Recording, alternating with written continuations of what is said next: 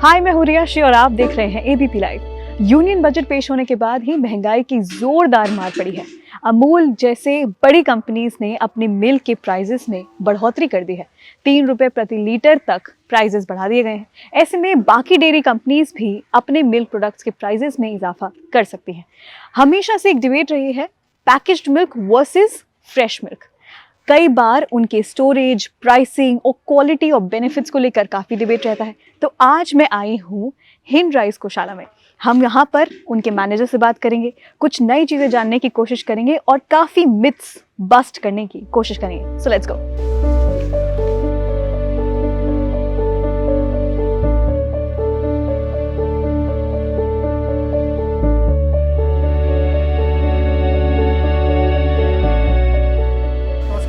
नमस्ते, स्वागत है आपका हिंद राइस गौशाला में। Thank you Deepak ji. ये है हमारी देसी गौवंश की गौशाला और हिंद राइस गौशाला हम लोगों ने इसका नाम दिया है। बहुत हमारे देश से मिलता जुलता है। और इसमें आप देखेंगे हमारे पास प्योर नस्ल की जो गिर और साहिवाल जो ब्रीड्स है वो हमारे पास इस साइड आप देखेंगे तो इसमें सभी आपको जो गिर ब्रीड होती है, जो देसी गौवंश है उसमें सबसे आपका टॉप ब्रीड है। जी। ठीक है।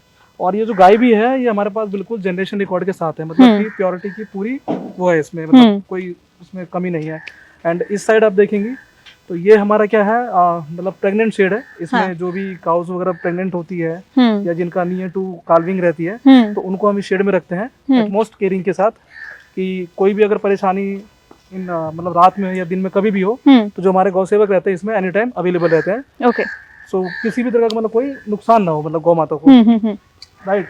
एंड इधर हम अभी आगे देखेंगे, आपको मैं मिल्किंग शेड दिखाऊंगा जिसमें कि हमारे पास गिर, साहिवाल, कुछ राठी और थार पारकर भी हमारे पास ब्लड लाइन है।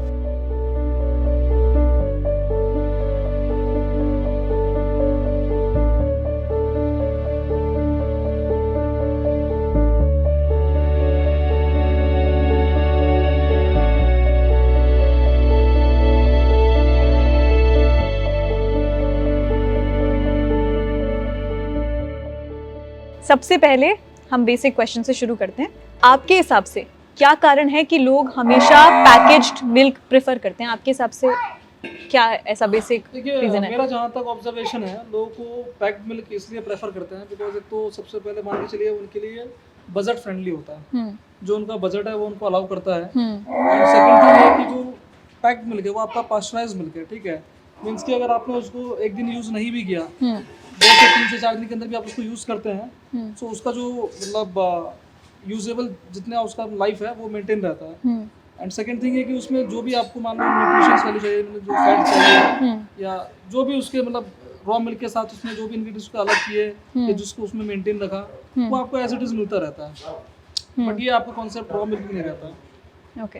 रॉ मिल्क इससे बिल्कुल ही आपका डिफरेंट पैटर्न में चलता है। आप भी जानते होंगे कि रॉ मिल्क का मतलब हो गया कि जो दूध आपका डायरेक्ट प्रोक्यूर करा आपने गाय से, काऊ से, किसी भी कैटल से, एंड देन उसके आप विद इन 1 to 2 आवर्स के अंदर जो आप डिलीवर करते हैं so that is come into your raw milk category.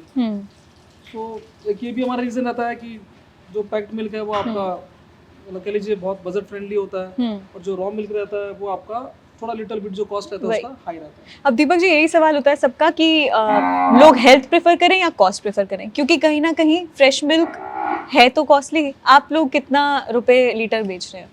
देखिए, सबसे पहले आपने कहा कि हेल्थ प्रेफर करें या कॉस्ट प्रेफर करें, तो मैं कहना चाहूंगा कि आप हेल्थ को प्रेफर करें। बिल्कुल। क्या है, स्वास्थ्य तो सब है। यस। बड़े बुजुर्ग ने कहावत कही है, हेल्थ इज वेल्थ। अगर आपका हेल्थ है तो आपका वेल्थ मेंटेन रहेगा। नहीं तो मान लीजिए आप कॉस्ट बचाने के चक्कर में आप कुछ ऐसा यूज कर रहे हैं, कोई भी ऐसा प्रोडक्ट यूज कर रहे हैं जो आपको धीरे धीरे बीमार कर रहा है।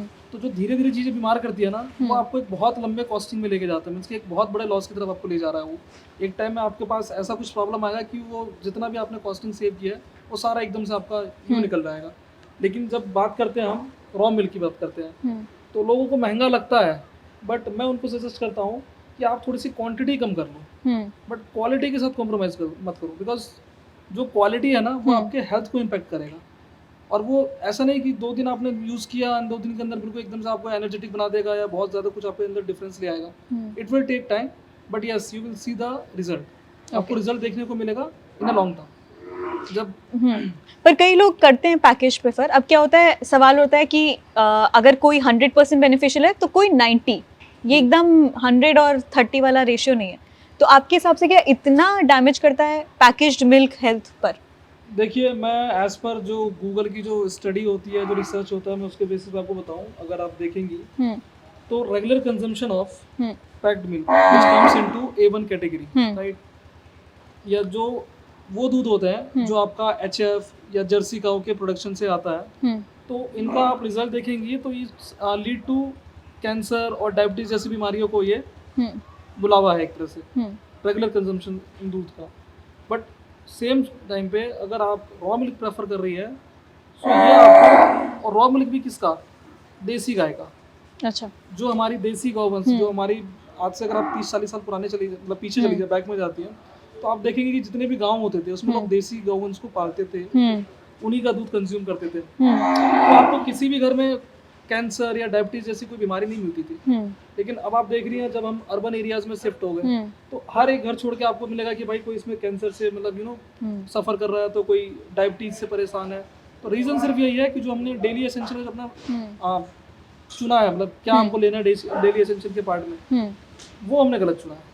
हम A1 चुने हैं, A1 यानी कि मतलब जो जर्सी और क्रॉस ब्रीड का जो हम दूध कंज्यूम कर रहे हैं, ये मेरा आपका रीजन है चीज़ों को खराब करने का। आप लोग कितने रुपए लीटर बेचते हैं? देखिए, हमारा जो दूध है वो 143 रुपये पर लीटर है गिर गाय का, और इसमें भी हमारा कोई बहुत बड़ा कोई प्रॉफिट मार्जिन नहीं है। इवन हम लोगों ने भी रिसेंटली क्या इनिशिएटिव स्टार्ट किया है कि जो भी हमारी गौशाला से जो इनकम आती है उसका 10% हम लोग क्या करते हैं, जो मार्टेज है, जो सोल्जर्स जो शहीद हुए हैं, उनकी फैमिलीज को हम लोग कंट्रीब्यूट करने वाले हैं। ओके।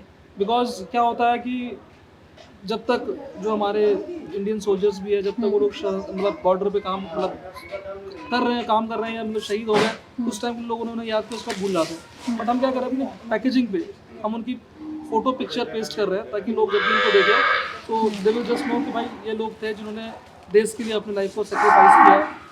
एंड काफ़ी ऐसे जो इनिशिएटिव्स हैं, मतलब देसी गौवंश को बचाना, इन सब चीज़ों पे हम काम कर रहे हैं। सो यस, कॉस्टिंग थोड़ी हाई है, but we are not doing for the profit, okay, we are just doing for the shape of the our desi gauvansh and other causes of societies. और घी का क्या प्राइस है? और वो सब घी का हमारा 2900 रुपये पर केजी है, और बहुत जेन्युइन प्राइस है ये, अगर इसके हम कॉस्ट ऑफ प्रोडक्शन की बात करें उसके अकॉर्डिंगली। बिकॉज हम लोग जो घी रेडी करते हैं वो बिलोना मेथड से करते हैं, ठीक है। ओके। और बिलोना मेथड में कम से कम आपको 25 से 30 किलो दही चाहिए होता है घी बनाने के लिए। बिकॉज दही को जब चर्न करते हैं तो आपका बटर निकलता है, फिर बटर को जब हम बॉईल करते हैं तो आपका घी निकलता है। तो इस प्रोसेस में एटलीस्ट आपका इतना तो मतलब लगता है। तो इसकी अगर कॉस्टिंग हम जोड़ते हैं तो ऑलमोस्ट मतलब काफ़ी ऊपर चले जाती है। बट हम लोग ने इसको लोअर साइड पे रखा हुआ है, तो 2900 करीब हमारा ये घी जाता है।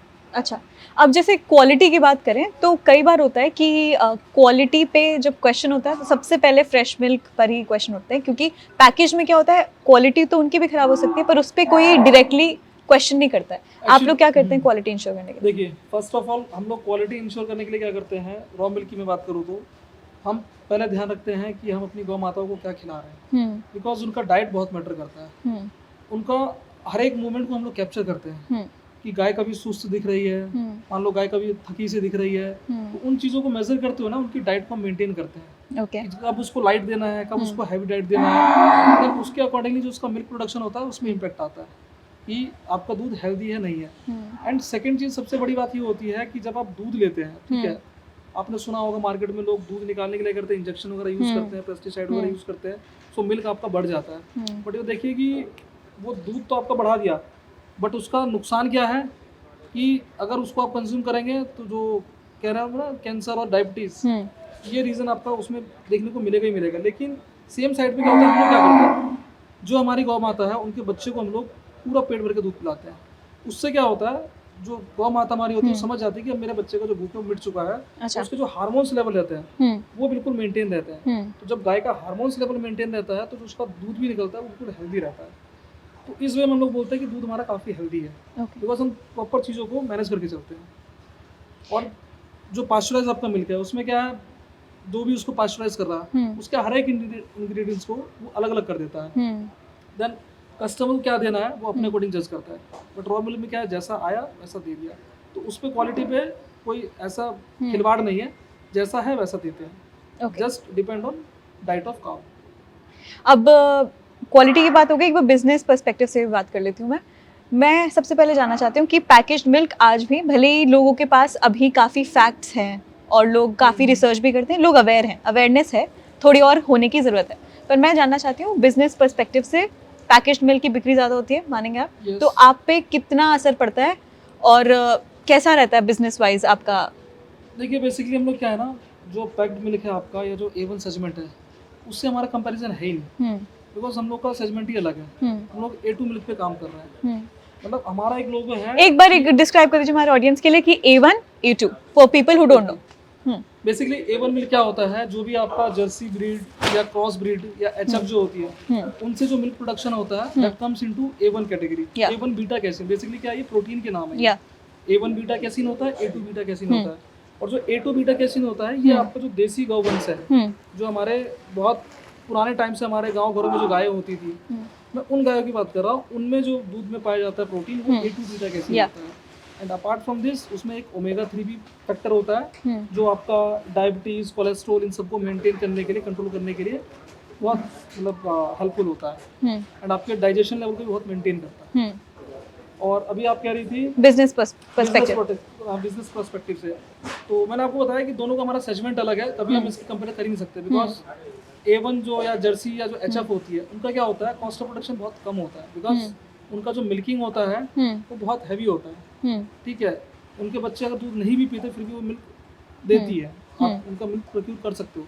बट जो हमारी देसी गौवंश है, जब तक उनके बच्चे दूध नहीं पियेंगे वो गौ माता आपको दूध दे नहीं सकती, और ज़्यादा भी आप उसका दूध नहीं ले सकते, क्योंकि उसके बच्चे पे और उसके खुद की बॉडी पे इफेक्ट पड़ता है उसका। तो ये तो फैक्टर है कि इसका जो दूध है आपका देसी गाय का A2 मिल्क, वो आपका हमेशा महंगा ही रहेगा, तो कभी भी उसका A1 मिल्क के कंपैरिजन में रेट नहीं आ सकता। जी, पर दीपक जी, क्योंकि हर कोई अफोर्ड नहीं कर पाता, आप भी एग्री करेंगे इस बात से, हर कोई नहीं कर पाता है, तो क्या कभी ऐसा होता है कि आप लोग लॉसेस में भी जाते हैं? हाँ बिल्कुल, जैसे कई कस्टमर हमारे पास आ जाते हैं कि जिनको किसी डॉक्टर ने रिकमेंड किया है पर अफोर्ड नहीं कर पाएंगे, तो ऑब्वियसली हम लोग उनको एक जितना हमारे पास पॉसिबल डिस्काउंट है, उस डिस्काउंट पे हम लोग प्राइस उनको ऑफर करते हैं, ताकि बहुत ज़्यादा कंपैरिजन उनको ना लगे जो A1 और जो A2 मिल्क है इसमें। ओके, तो बिजनेस वैसे ठीक है, सेल्स एंड ऑल सब कुछ उस पर्सपेक्टिव से भी बता दीजिए कि बेसिकली देखिए हमारा जो कॉन्सेप्ट है देसी गौवंश पे काम करने का, बिजनेस पर्सपेक्टिव नहीं है बिल्कुल भी। हमारा जो काम है भारत में देसी गौवंश को बचाना है। जो हमारी संस्था का भी नाम है, आपने देखा, हिंदराइज गौ संवर्धन आश्रम, यानी कि जो गौवंश है उनको बचाना है, उनका कन्वेंशन करना है, एंड इसमें सबसे बड़ी भागीदारी है उन लोगों की जो हमारे प्रोडक्ट्स को यूज़ करते हैं, बिकॉज हम गाय को तभी रख सकते हैं, गौ माता को हम तभी रख सकते हैं जब लोग हमारे प्रोडक्ट को यूज़ करेंगे, जिनके जो भी बाई प्रोडक्ट्स रहेंगे उनको कंज्यूम करेंगे, so we can just add more gau mata in our संस्था। दीपक जी, अब एक बात सबके लिए बता दीजिए कि क्या क्या प्रॉब्लम्स आती हैं जब आप ऐसी गौशाला चलाते हैं, और फिर देखिए जब भी हम देसी गौवंश पे काम करते हैं तो हम सभी को कंप्लीट नॉलेज नहीं होता है, बिकॉज क्या होता है कि कई बार कुछ बीमारियां या कुछ ऐसी प्रॉब्लम इनको आती है जो उनको आइडेंटिफाई नहीं कर पाते हैं, तो वो हमें लगता है कि जो हमारे मतलब कुछ डॉक्टर्स ऐसे होने चाहिए नियर बाई एरियाज़ में, तो इनकी हर एक प्रॉब्लम को समझ पाए, उन पर रिसर्च कर पाए बहुत डीप में, इन केस कोई भी अगर माइनर भी उनको कोई प्रॉब्लम होती है तो उसको हम आइडेंटिफाई करके उसको रिजॉल्व कर सकते हैं। और अभी मैं बात करूँ अगर जिस एरिया में हम हैं, जहाँ पे हमारी गौशाला है, तो यहाँ इलेक्ट्रिसिटी का स्कोप नहीं है। हम लोग जैसे सोलर वगैरह भी यूज़ करते हैं, तो जब सर्दियों का मौसम होता है तो उस टाइम हमें बहुत सारी प्रॉब्लम्स होती है, लाइक प्रॉपर पानी नहीं मिल पाता है, या जो मान लो खेती हमने की है उसमें अगर मान लो पानी वगैरह डालना है तो उसके लिए हमें काफ़ी चीज़ें अरेंज करनी पड़ती है, लाइक जनरेटर वगैरह लाना पड़ता है। तो अगर इलेक्ट्रिसिटी वगैरह चीज़ें प्रॉपर हो तो शायद मुझे लगता है कि काफ़ी बेनिफिशियल रहेगा। ओके, और अगर मिल्क डिलीवरी की बात करें तो आप लोग के अपने ही लोग होते हैं जो घर पे जाके डिलीवर करते हैं? मतलब हम उनको डिलीवरी बॉय नहीं कहते, हम सबको गौसेवक ही बोलते हैं, जो भी हमारी गौशाला में काम करते हैं। बिकॉज क्या होता है आजकल मार्केट में क्या होता है कि जब कोई थर्ड पार्टी पे चीज़ों को वो करता है, ऑनबोर्ड कर देता है, तो वहाँ ना एक बार लोगों को मन में ना कंसर्न रहता है कि क्या क्वालिटी हमारी मेंटेन हो पा रही नहीं हो पा रही है। तो हम लोग अपनी मिल्क की क्वालिटी को मेंटेन करने के लिए करते हैं, जो पैक करते हैं तो उस पर सील लगाते हैं, स्टिकर लगाते हैं, और वो तभी ओपन होगा जब कस्टमर के घर पे पहुंचेगा, जिस कस्टमर को डिलीवर करना है। मीनवाइल अगर बीच में कभी भी मान लीजिए सील नहीं लगा या स्टिकर लगा तो हम कस्टमर को बोलते हैं आप दूध यूज़ मत करो, because we are not confirm कि भाई दूध आपको एक्चुअल में वही पहुंचा नहीं पहुंचा। जब सील प्रॉपर है यानी कि हमारी गौशाला से डायरेक्ट पैक होकर आपको पहुंचा है। बट गौशाला जो हमारे गौ सेवक हैं, डिलीवरी करने वाले भी हो, यही गौशाला पे रहते हैं, तो हमें कभी ये चीज़ फेस नहीं करना पड़ा उनको लेके कि कभी ऐसी प्रॉब्लम हो रही है करके। और मैं समझ रही हूँ कि बहुत नोबल कॉज है, पर गौशाला चलाने के लिए इकोनॉमिकली आपको बेचना पड़ेगा दूध और सब करना पड़ेगा। कई बार ऐसा होता है आपके साथ कि जितना मिल्क प्रोडक्शन है उतना डिलीवर नहीं हुआ या फिर बिल्कुल होता है और डेली होता है, डेली होता है। हाँ, और हमें इसका कोई अफसोस भी नहीं है, बिकॉज क्या होता है जो दूध बचता है तो वापस हम लोग उन गौ माता को ही दे देते हैं पीने के लिए, और जो पार्ट हमें डेली प्रोडक्ट्स के लिए यूज़ करना होता है जैसे घी वगैरह बनाने के लिए तो उनको हम घी के लिए यूज़ कर लेते हैं, दही वगैरह जमा देते हैं। इन केस किसी का अगर कोई ऑर्डर आ जाता है भाई और अदर प्रोडक्ट्स का, मान लो पनीर का आ गया, खोया का आ गया, तो वो भी रेडी करके हम लोग दे देते हैं। लोकल मतलब दूध के काम में तो आप भी जानती है कि जहाँ भी रॉ मिल्क का काम होता है थोड़ा ऊपर नीचे चलता रहा है। हाँ, बिल्कुल। कभी आपका सेल नहीं होता। लोकल वेंडर्स को काफ़ी लॉसेस भी होते हैं। मतलब लोकल वेंडर्स का मैं नहीं कह सकता, बिकॉज मैंने आपको पहले ही बताया था कि हमारा जो काम है वो बिल्कुल डिफरेंट है जो नॉर्मल मार्केट में जो लोग पैकेट बेच रहे हैं। हाँ, ये कह सकता हूँ जो नियर बाय में जो गौशाला ऑपरेट चला रहे हैं उनको हो सकता है प्रॉब्लम कई बार, लेकिन मैं कहता हूँ इसमें प्रॉब्लम बिल्कुल क्रिएट नहीं करना है। आप भी सेवा कीजिए, हम भी सेवा कीजिए। अगर आपके पास कोई कस्टमर यूज कर रहा है तो आप उनकी मदद कीजिए, हमारे पास करें तो हम उनकी मदद करेंगे। थैंक यू दीपक जी, आपके समय के लिए थैंक यू।